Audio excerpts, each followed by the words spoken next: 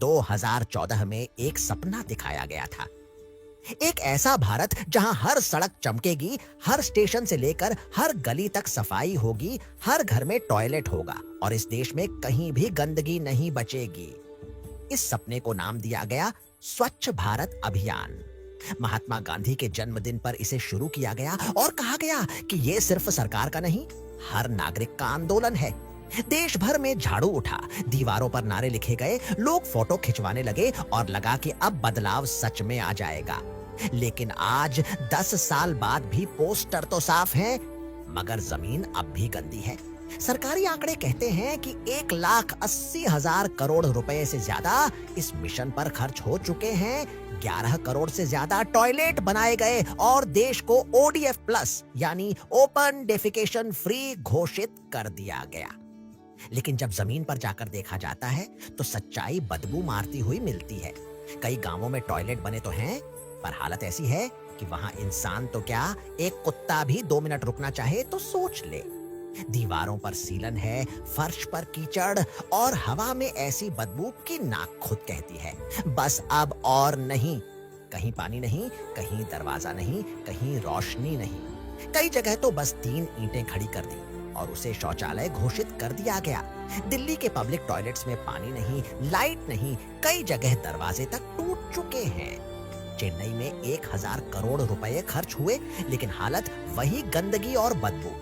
जयपुर का pink toilet project 175 crore रुपए का, आज एक भी टॉयलेट चालू नहीं।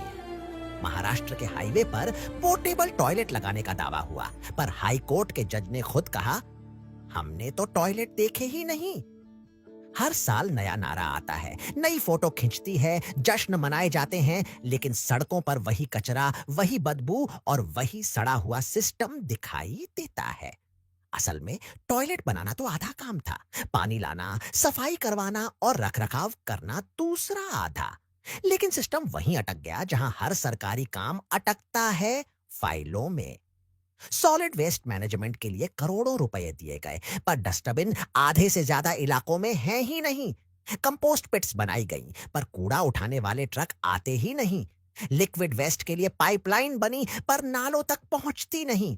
और जागरूकता अभियान के नाम पर 1,000 करोड़ रुपए विज्ञापनों, पोस्टरों और नारेबाजी पर खर्च कर दिए गए। जब देश का राष्ट्रपति गलियों में निकलता है तो वहां लाल कालीन बिछा दी जाती है। उसी गलियों में जहां 2 दिन पहले तक आम इंसान गुजरना भी पसंद नहीं करता था। जहां कीचड़ था, बदबू थी, वहीं अचानक सफाई होती है, दीवारें धोई जाती हैं और पूरा इलाका वीआईपी एरिया बन जाता है। लेकिन जैसे ही द्वारा खत्म होता है, वही कचरा फिर लौट आता है, कहीं नालों में, कहीं आम जनता के घरों के सामने। जैसे साफ सफाई अब सिर्फ दिखावे का हिस्सा बन चुकी है, जिंदगी का नहीं।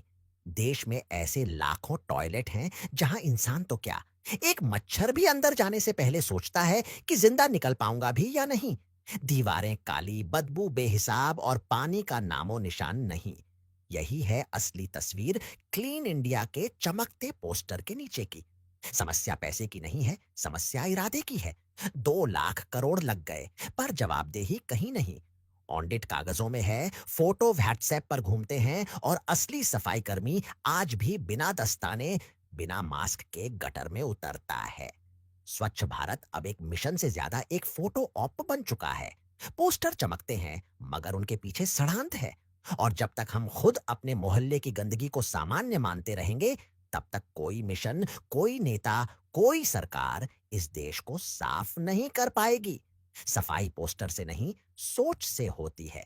और जब तक सिस्टम में ईमानदारी नहीं आएगी, हर टॉयलेट, हर गली, हर शहर एक झूठा स्वच्छ भारत बनकर रह जाएगा। 10 साल, 2 लाख करोड़ रुपए और फिर भी भारत अब भी साफ नहीं, बस घोषित कर दिया गया है।